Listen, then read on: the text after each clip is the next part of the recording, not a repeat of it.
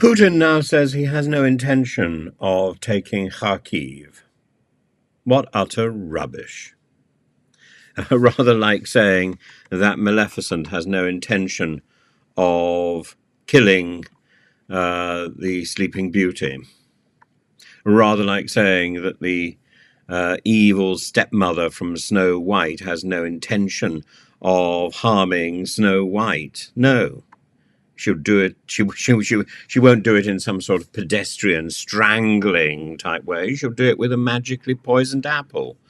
No, Putin is simply a demonic villain from a Grimm's fairy tale.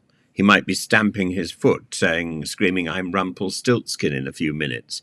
He's the big bad wolf. Who will huff and puff and blow your house down, but nevertheless turn up with some sort of disguise and try and look kind, or at least plumped out with filler. And because Putin isn't Putin. Putin is a confection of Kremlin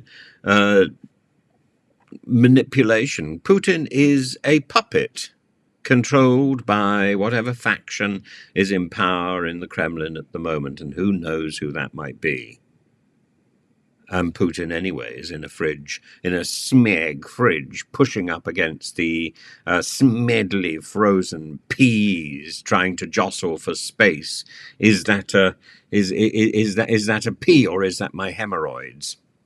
No, Putin is dead, and what we see before us is the long fingers, the shadow of former Putin, the shadow of Kremlin ambition, and it knows no ends. It knows no limit.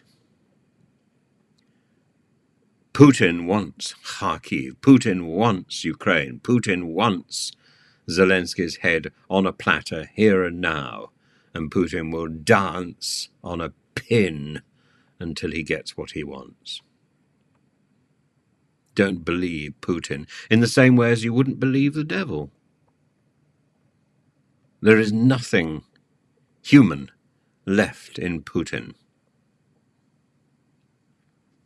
That said, I don't think anybody is beyond redemption, and we can hope that at some point Putin will see the light and will be restored to some vestige of humanity, but that probably would be an admission of where all the bodies lie, not only Putin, but whichever other doppelgangers have died before.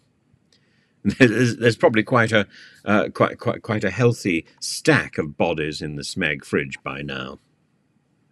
Don't be deceived by what you read in the Daily Telegraph or on the pages of the BBC News bulletins.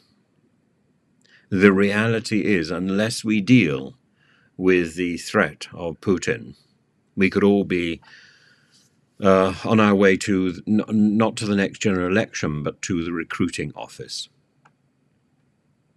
And that could happen sooner rather than later. The threat of Putin is real.